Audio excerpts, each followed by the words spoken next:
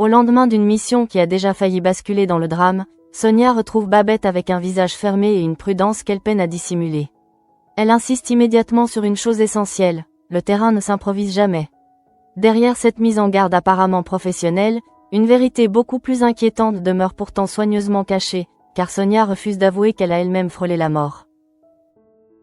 Babette écoute avec attention, sans mesurer encore la gravité réelle de la situation.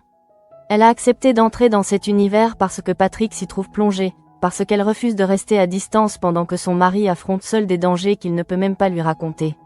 Mais Sonia sait qu'une telle détermination ne remplace ni l'expérience ni les réflexes acquis sur le terrain.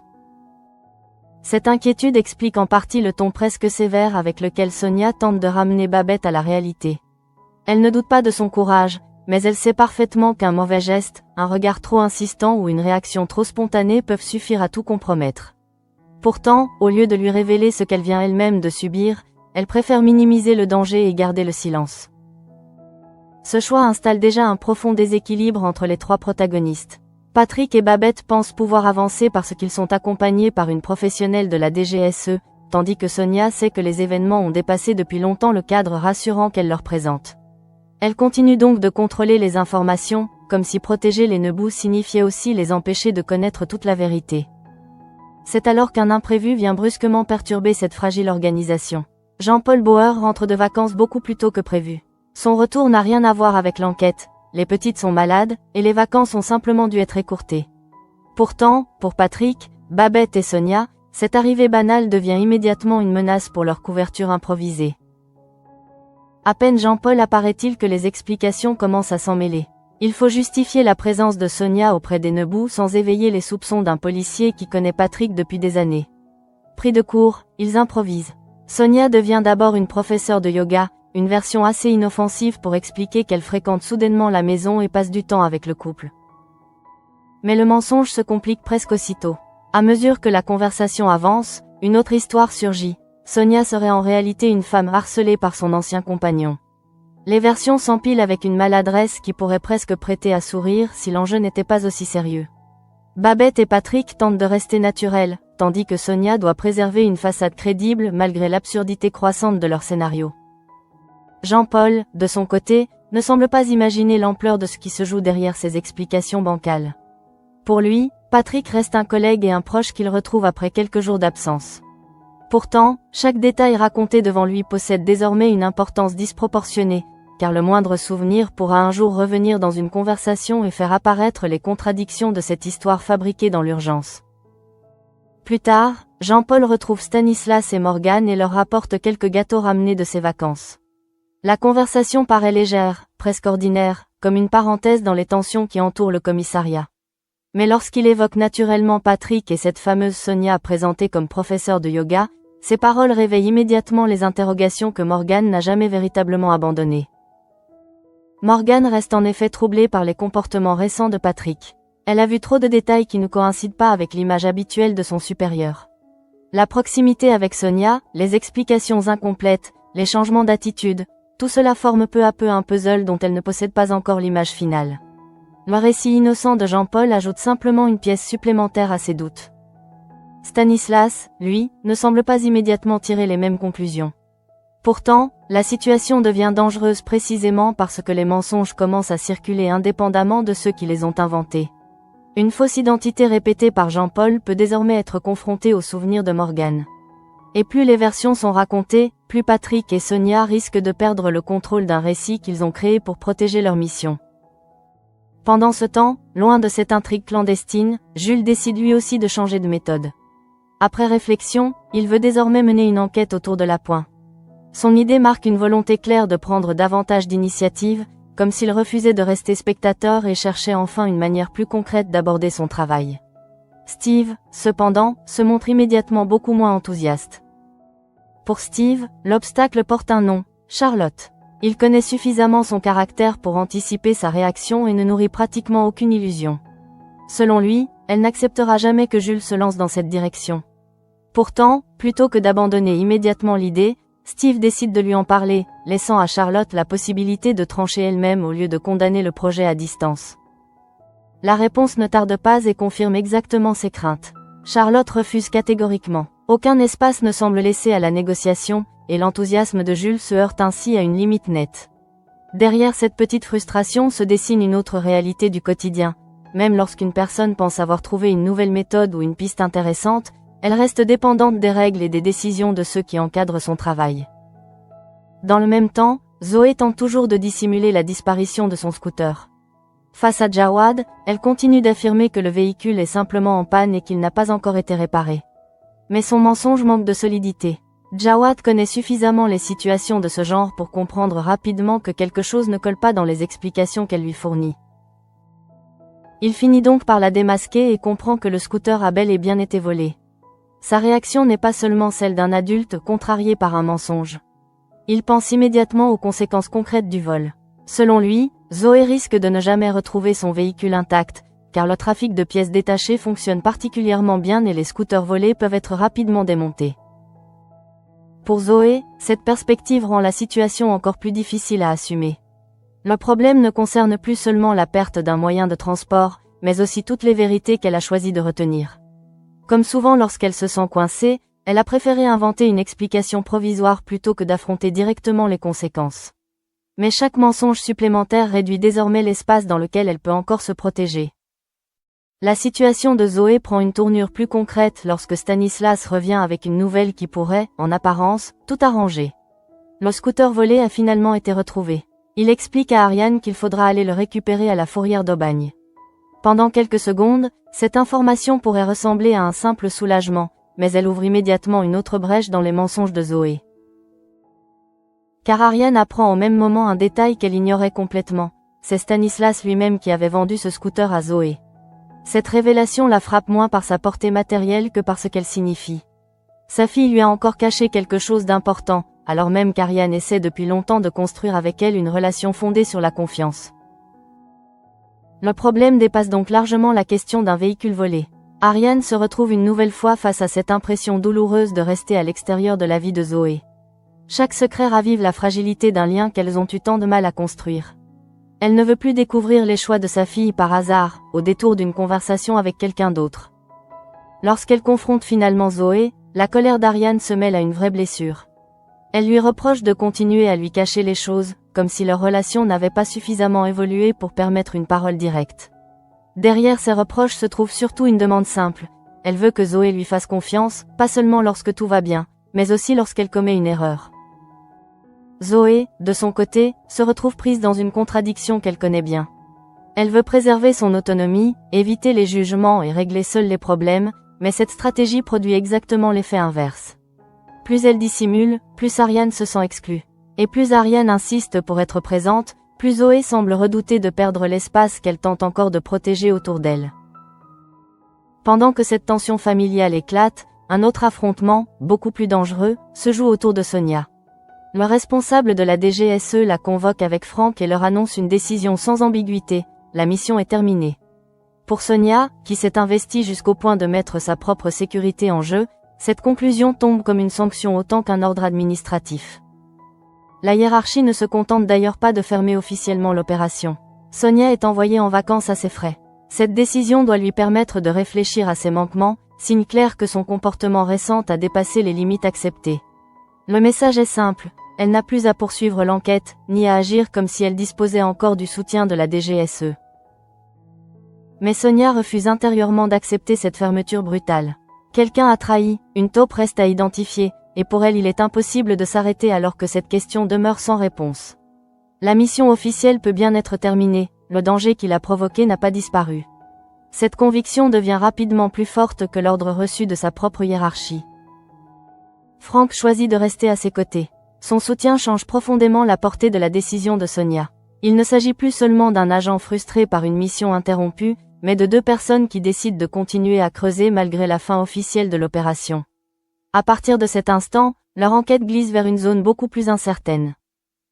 Car en poursuivant la piste de la taupe, Sonia ne bénéficie plus du même cadre ni de la même protection. Chaque initiative devient plus risquée, et surtout, elle ne peut plus présenter aux Nebou la situation comme auparavant. Pourtant, au lieu de leur dire qu'elle a été écartée, elle fait exactement le contraire, elle conserve l'apparence d'un contrôle qui n'existe déjà plus. C'est précisément ce mensonge qui transforme la position de Patrick et Babette en véritable piège. Tous deux croient encore que Sonia agit dans le cadre d'une mission encadrée par la DGSE. Ils peuvent donc interpréter ces consignes comme celles d'une professionnelle disposant d'informations et de soutien qu'eux-mêmes n'ont pas. La réalité, elle, est devenue radicalement différente. Sonia sait pourtant que Babette manque d'expérience et qu'elle-même a déjà frôlé une issue dramatique. Cette connaissance aurait dû l'inciter à ralentir, voire à tout révéler. Au contraire, elle choisit de protéger la continuité de l'enquête en maintenant les nœuds dans une version rassurante des événements. Son silence n'est donc plus seulement une omission, il devient un risque supplémentaire. Dans le même temps, Patrick et Babette se préparent à participer au cocktail du club de voile. Cette nouvelle étape pourrait presque passer pour une sortie mondaine si elle n'était pas directement liée à l'environnement dans lequel Patrick a dû évoluer sous couverture. À chaque nouvelle apparition, le couple doit jouer son rôle avec davantage de naturel, alors que les informations dont il dispose deviennent de moins en moins fiables. Babette se retrouve ainsi entraînée toujours plus loin dans une intrigue qu'elle ne maîtrise pas. Quelques heures auparavant, Sonia lui rappelait que le terrain ne s'improvise pas. Pourtant, c'est précisément ce que la situation exige maintenant d'elle. Entrer dans un univers de faux-semblants, observer des inconnus, répondre sans se trahir et surtout ne jamais montrer qu'elle découvre encore les règles.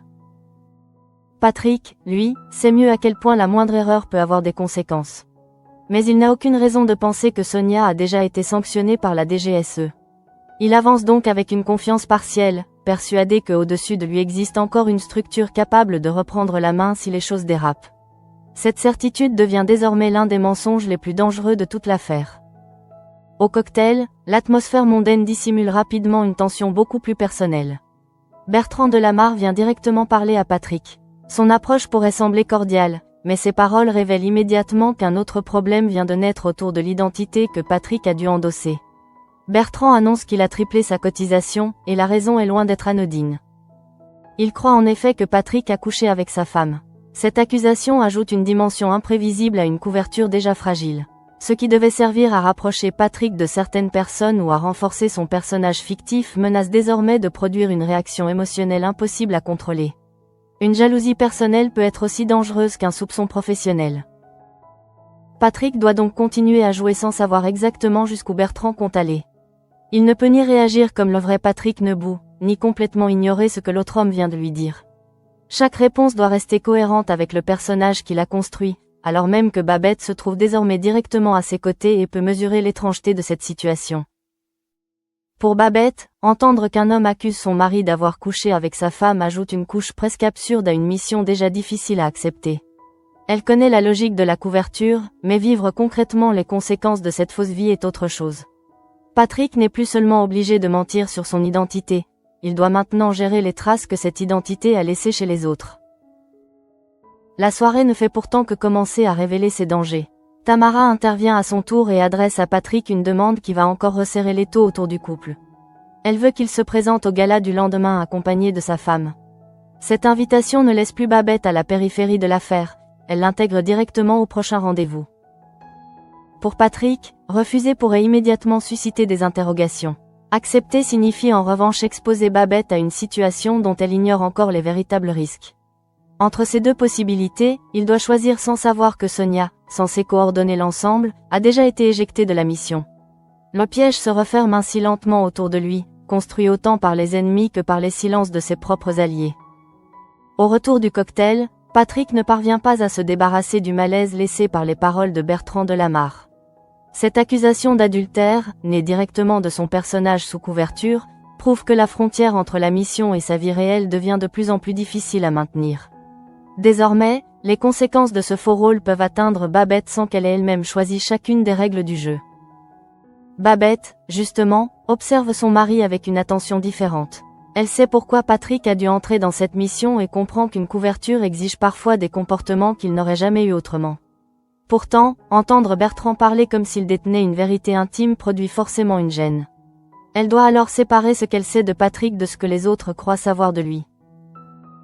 Cette confusion s'accentue encore avec l'invitation de Tamara. Le gala du lendemain n'est pas une simple mondanité supplémentaire. Tamara exige que Patrick vienne accompagné de sa femme. Babette devient donc une composante indispensable de la prochaine étape.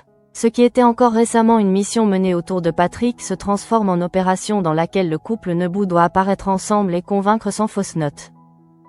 Patrick mesure immédiatement ce que cette exigence implique. Il devra surveiller ses propres réactions tout en protégeant celles de Babette, qui découvre un milieu où chacun peut devenir une menace potentielle. Mais il ignore toujours l'information la plus importante, la DGSE n'encadre plus réellement Sonia. Il pense avancer dans une opération encore maîtrisée par des professionnels, alors que ce filet de sécurité s'est déjà déchiré. Pendant ce temps, Sonia fait face aux conséquences concrètes de sa désobéissance. Officiellement placée en vacances, elle devrait se tenir éloignée de tout ce qui concerne l'enquête. Son supérieur lui a laissé comprendre que ses manquements ne sont pas anodins et qu'elle doit réfléchir. Pourtant, cette mise à distance ne produit pas chez elle le recul attendu.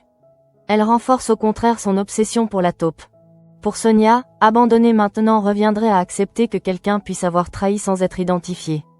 Elle sait que les identités compromises et les risques déjà rencontrés ne disparaissent pas simplement parce qu'un responsable a prononcé la fin d'une mission. Cette certitude nourrit sa décision de continuer, mais elle l'enferme aussi dans une logique où chaque nouvel acte de désobéissance semble justifié par le précédent. Frank choisit encore de la suivre. Sa présence offre à Sonia un soutien essentiel, mais elle peut également conforter son refus de ralentir. À deux, ils peuvent continuer à rechercher l'origine de la fuite, observer les incohérences et exploiter les pistes restantes. En revanche, ils ne peuvent pas prétendre disposer de la même légitimité qu'avant, et cette différence devient capitale pour la sécurité des Nebu. Car Patrick et Babette ne connaissent pas cette nouvelle réalité. Sonia leur parle encore comme si elle était pleinement aux commandes. En affirmant que tout est sous contrôle, elle ne cherche pas seulement à les rassurer, elle empêche aussi toute remise en question de leur participation. Si Patrick apprenait qu'elle a été écartée, il pourrait reconsidérer immédiatement la présence de Babette au gala. Cette possibilité explique sans doute pourquoi Sonia retient la vérité. Elle craint de perdre la piste de la taupe, et les Nebu représentent encore un accès utile à un univers où certaines réponses peuvent se trouver. Pourtant, plus elle les maintient engagés, plus sa responsabilité devient lourde. Elle sait que Babette n'a aucune expérience du terrain et qu'elle a elle-même failli mourir, mais elle refuse encore d'exposer ses faits. Dans un autre registre, les conséquences du mensonge de Zoé continuent elles aussi de se faire sentir. Ariane ne parvient pas à réduire l'incident à une simple histoire de scooter. Ce qui la blesse, c'est d'avoir appris par Stanislas que sa fille lui avait caché l'origine même du véhicule. La découverte du vol ne fait alors qu'ajouter une couche supplémentaire à un problème de confiance beaucoup plus ancien. Ariane veut comprendre pourquoi Zoé continue d'agir comme si elle devait toujours tout gérer seule.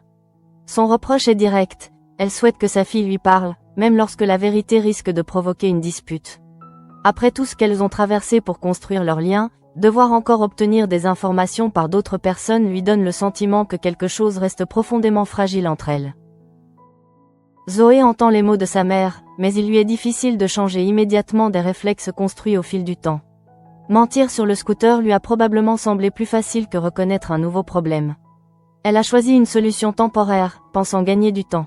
Pourtant, le scooter retrouvé à la fourrière rend désormais impossible toute fuite en avant et l'oblige à affronter Ariane.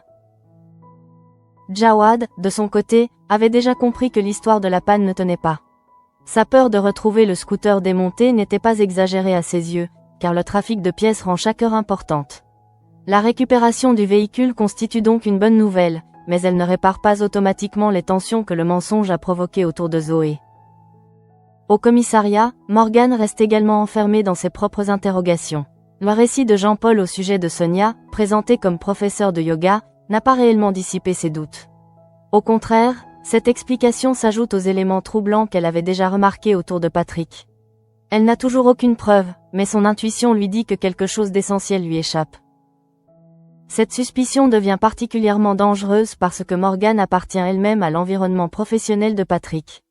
Elle sait observer les comportements, repérer les incohérences et se souvenir des détails. Si elle commence à confronter les différentes versions entendues, la couverture peut se fissurer sans que Patrick ou Sonia soient présents pour contrôler les conséquences de cette curiosité. Jean-Paul ne mesure pas non plus le poids de ce qu'il a raconté. Pour lui, Sonia n'est qu'une nouvelle connaissance de Patrick dont la présence a nécessité quelques explications. En répétant innocemment cette version à Stanislas et Morgane, il devient malgré lui un relais du mensonge. Cette circulation incontrôlée des informations crée un danger supplémentaire, car chaque interlocuteur peut les interpréter différemment. Dans le même temps, Jules reste confronté au refus catégorique de Charlotte. Son projet autour de l'appoint ne reçoit aucune ouverture et Steve constate qu'il avait correctement anticipé la réaction. Cette impasse contraste avec l'attitude de Sonia. Là où Jules se heurte à une autorité qui lui ferme une porte, Sonia refuse précisément d'accepter que sa propre hiérarchie ait fait la même chose. La différence est évidemment énorme, car l'enjeu de Sonia concerne directement des vies et une infiltration dangereuse. Pourtant, le parallèle souligne à quel point elle s'est éloignée du cadre normal de sa mission. Elle ne se considère plus seulement comme une agente tenue d'obéir, mais comme celle qui doit poursuivre la vérité même lorsque ses supérieurs ont décidé de mettre fin à l'opération. À mesure que la journée avance, Patrick et Babette se retrouvent donc au centre d'un dispositif dont ils ne possèdent qu'une partie des informations. Tamara les attend ensemble au gala. Bertrand a déjà introduit une menace personnelle autour du faux adultère. Morgane accumule les soupçons. Et Sonia, censée leur servir de repère, leur cache désormais le fait qu'elle n'est plus officiellement autorisée à continuer. La contradiction devient presque vertigineuse. Sonia met Babette en garde parce que le terrain ne s'improvise pas, tout en l'envoyant indirectement vers une situation qu'elle-même n'encadre plus officiellement.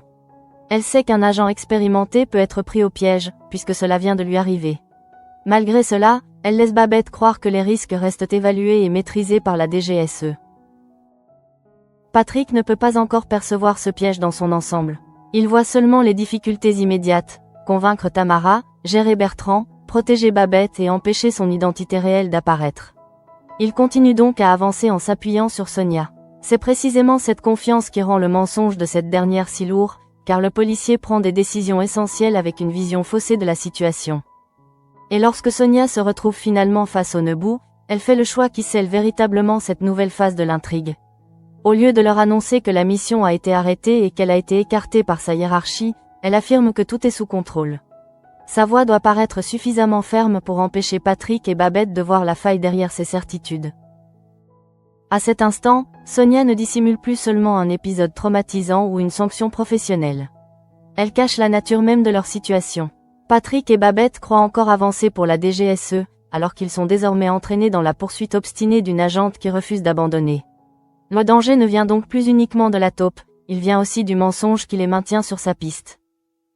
Le mensonge de Sonia place désormais Patrick et Babette dans une situation qu'ils ne peuvent pas évaluer correctement. Ils pensent encore pouvoir compter sur une structure officielle capable de surveiller leurs mouvements, d'anticiper les dangers et d'intervenir si nécessaire. Pourtant, cette protection n'existe plus sous la même forme, puisque Sonia agit maintenant contre la décision de sa propre hiérarchie et poursuit volontairement une piste qu'on lui a ordonné d'abandonner. Cette contradiction rend les paroles qu'elle adresse à Babette encore plus troublantes. Quelques heures auparavant, Sonia lui rappelait avec insistance que le terrain ne s'improvise pas. Elle mettait en avant l'expérience, la vigilance et la nécessité de maîtriser chaque détail. Mais elle ne lui disait pas qu'elle avait elle-même été mise en danger au point de craindre pour sa vie, ni que la mission avait ensuite été officiellement stoppée. Babette continue donc d'avancer avec une perception faussée de ce qui l'attend. Elle sait qu'elle pénètre dans un monde dangereux, mais elle imagine que ce danger demeure calculé. C'est précisément cette nuance qui change tout. Une opération risquée mais encadrée n'a rien de comparable avec une initiative poursuivie malgré les ordres, surtout lorsque l'une des principales personnes impliquées refuse de partager toutes les informations disponibles. Patrick, lui aussi, reste prisonnier de ce faux sentiment de sécurité. Son expérience de policier lui permet d'identifier de nombreux signaux d'alerte, mais encore faut-il qu'il possède les bonnes données. Or Sonia lui retire volontairement l'élément essentiel qui pourrait modifier toutes ses décisions. Il ignore qu'elle a été écartée et qu'en continuant, elle agit désormais au nom de sa propre conviction.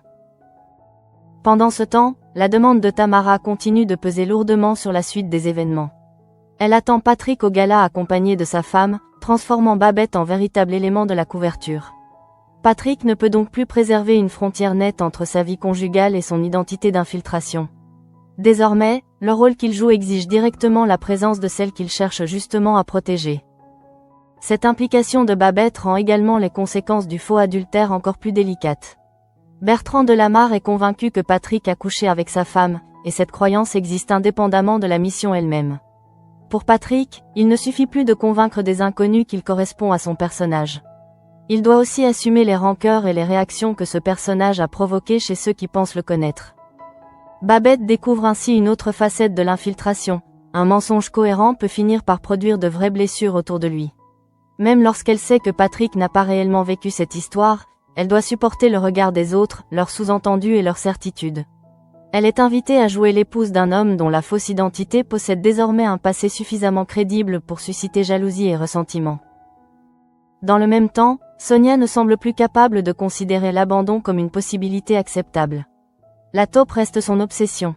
Tant qu'elle ignore qui a trahi, elle estime que le problème demeure entier.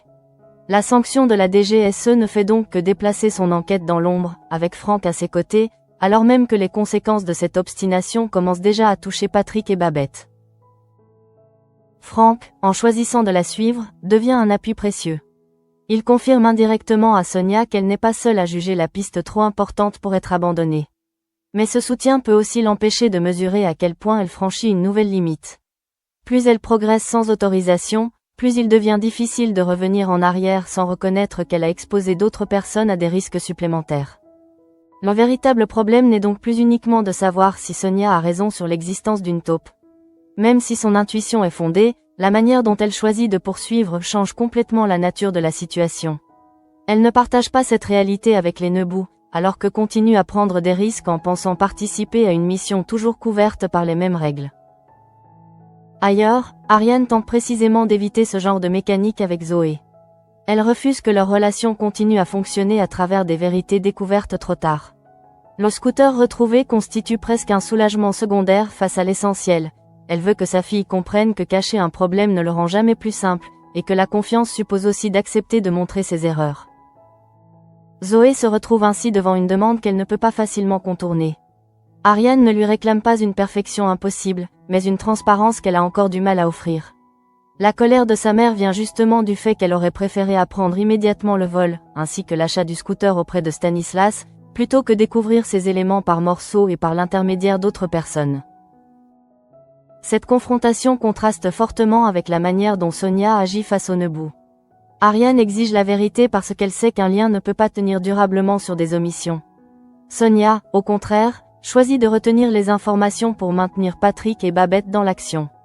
Dans les deux cas, la confiance devient centrale, mais elle est traitée de manière exactement opposée. Morgan continue également à observer les incohérences qui entourent Patrick. L'histoire de Sonia devenue professeure de yoga ne suffit pas à effacer ce qu'elle a déjà vu et ressenti. Plus les explications semblent ordinaires, plus elles peuvent paraître artificielles lorsqu'elles sont confrontées aux comportements antérieurs. Sans le savoir, Jean-Paul a donc apporté une nouvelle version que Morgan pourrait un jour comparer aux autres. La situation devient ainsi dangereusement fragile. Patrick doit maintenir sa couverture face à Tamara et Bertrand, Babette doit apprendre à contrôler ses réactions, Sonia désobéit ouvertement à sa hiérarchie, Morgan doute, et Jean-Paul circule avec une histoire inventée qu'il croit parfaitement banale. Chaque personnage possède une partie différente du puzzle, mais aucun ne voit encore l'ensemble. Même la légèreté apparente de certaines scènes ne parvient plus à effacer cette tension. Les gâteaux rapportés de vacances, les discussions autour du commissariat ou les problèmes de scooter offrent encore l'image d'un quotidien normal. Pourtant, derrière cette normalité, les mensonges se croisent et deviennent de plus en plus difficiles à contenir. Une simple phrase répétée au mauvais moment pourrait suffire à exposer une contradiction. Pour Patrick, l'étape suivante semble pourtant incontournable. Tamara a clairement demandé sa présence au gala avec Babette, et refuser signifierait risquer de compromettre tout ce qui a déjà été construit. Il est donc poussé vers une nouvelle prise de risque en croyant toujours que Sonia maîtrise la situation. Cette erreur de perception pourrait devenir déterminante si quelque chose échappe au contrôle pendant la soirée. Babette, de son côté, n'a plus réellement la possibilité de rester en retrait.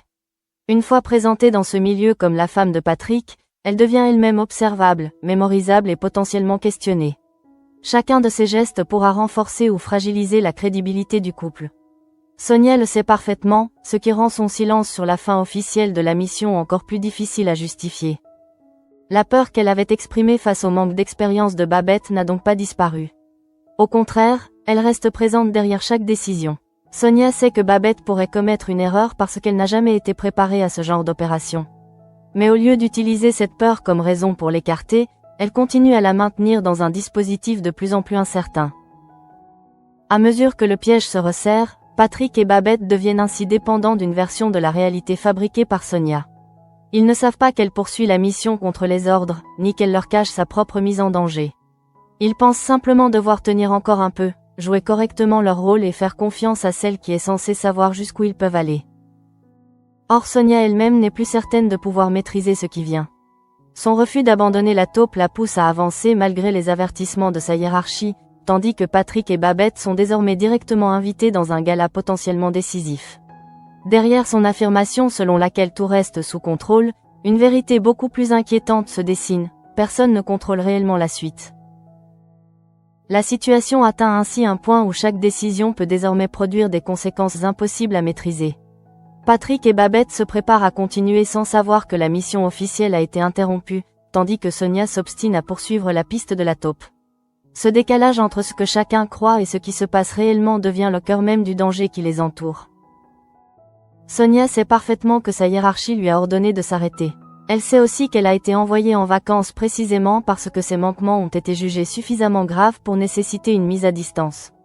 Pourtant, aucune de ses décisions ne parvient à effacer sa conviction. Pour elle, abandonner maintenant signifierait laisser une trahison irrésolue et accepter qu'un responsable puisse disparaître derrière le chaos déjà provoqué. Frank reste à ses côtés dans cette démarche, renforçant la détermination de Sonia. Ensemble, ils continuent donc à s'intéresser à la taupe malgré l'ordre de la DGSE. Mais cette décision les place désormais en marge de l'opération officielle.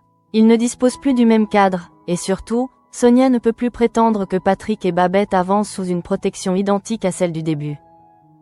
C'est pourtant exactement l'impression qu'elle entretient auprès d'eux. Lorsqu'elle affirme que tout est sous contrôle, ses paroles effacent volontairement la rupture intervenue avec sa hiérarchie.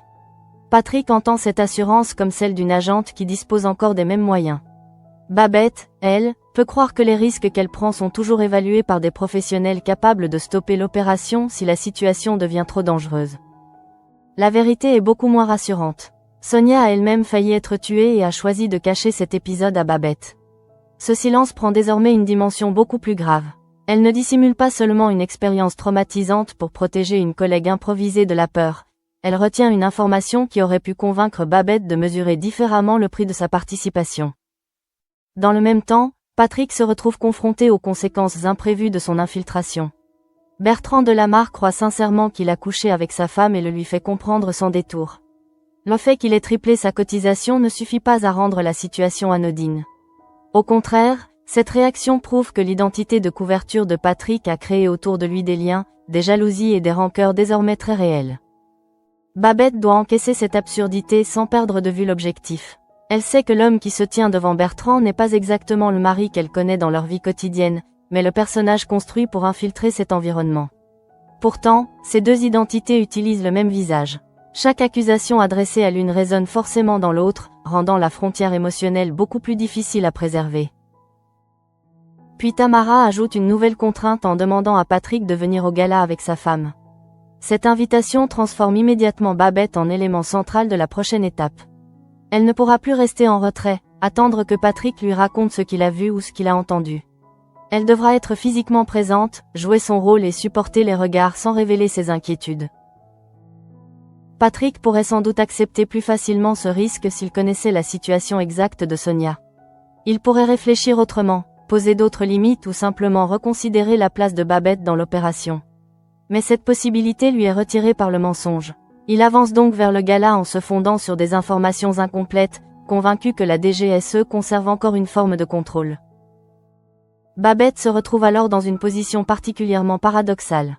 Sonia lui a expliqué que le terrain exige une expérience qu'elle ne possède pas, et pourtant cette même Sonia la laisse continuer.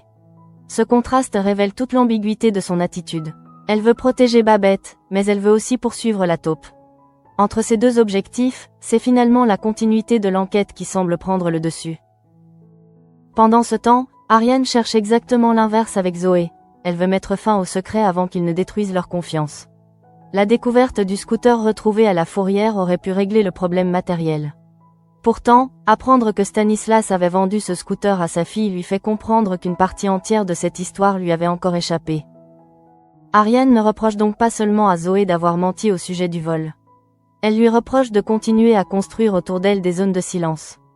Pour une mère qui a dû apprendre à connaître sa fille tardivement et gagner progressivement sa confiance, chaque omission possède une portée particulière. Ariane veut désormais que Zoé cesse de considérer la vérité comme un risque plus grand que le mensonge. Zoé doit ainsi faire face aux conséquences de sa manière habituelle de se protéger. Jawad avait déjà compris que l'histoire du scooter en panne était fausse, et Stanislas révèle involontairement une autre partie de la vérité. À force de vouloir éviter une confrontation immédiate, Zoé finit donc par provoquer exactement ce qu'elle redoutait, une discussion beaucoup plus lourde sur la confiance elle-même. Morgane, elle aussi, continue d'évoluer dans un univers où les versions officielles ne lui paraissent plus suffisantes. Jean-Paul lui a parlé de Sonia comme d'une simple professeure de yoga, mais cette explication ne dissipe pas ses interrogations. Les comportements observés autour de Patrick et Sonia restent trop inhabituels pour disparaître derrière une histoire improvisée, aussi banale soit-elle en apparence. La fragilité de la couverture apparaît alors dans toute sa netteté. Jean-Paul croit simplement transmettre une anecdote, Morgane y voit peut-être une nouvelle incohérence, Stanislas écoute, Patrick poursuit sa mission, et Sonia maintient tout le monde dans une version partielle de la réalité. Plus les personnes deviennent nombreuses à posséder un morceau de l'histoire, plus le risque d'une contradiction augmente. Jules et Steve, de leur côté, restent confrontés au refus de Charlotte concernant leur projet autour de la Point. Cette intrigue plus quotidienne souligne encore davantage le contraste avec Sonia. Là où Charlotte impose clairement une limite que Jules ne peut pas franchir, Sonia décide précisément de franchir celle que la DGSE vient de lui imposer. Les conséquences potentielles, cependant, ne sont évidemment pas comparables. Lorsque Sonia retrouve finalement Patrick et Babette, elle possède encore l'occasion de tout remettre à plat. Elle pourrait leur dire que la mission a été interrompue, qu'elle a été sanctionnée, qu'elle continue malgré les ordres et que Babette court peut-être un danger supérieur à celui qu'elle imaginait. Une telle confession changerait immédiatement le rapport de force et rendrait au Nebu le choix de continuer ou non. Mais Sonia ne choisit pas cette voie. Elle affirme au contraire que tout est sous contrôle. Derrière cette phrase rassurante se cache désormais presque toute la vérité qu'elle refuse de partager. La DGSE l'a écartée, elle poursuit clandestinement la taupe, elle a déjà failli perdre la vie, et pourtant Patrick comme Babette reste convaincu qu'elle maîtrise encore la situation. C'est ainsi que le piège se referme véritablement sur les Nebu.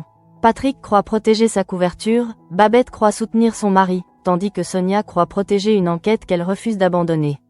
Chacun agit avec une intention compréhensible, mais les informations ne circulent plus librement. Et lorsque la confiance repose sur une réalité volontairement tronquée, la moindre erreur peut devenir impossible à réparer. Le gala demandé par Tamara se profile donc comme la prochaine étape de cette fuite en avant. Patrick devra s'y présenter avec Babette, alors que ni l'un ni l'autre ne sait que Sonia n'est plus officiellement aux commandes. Derrière les apparences d'une mission encore organisée, une autre réalité s'est installée, celle d'une enquête poursuivie malgré la DGSE et d'un couple entraîné dans le danger sans connaître toutes les règles.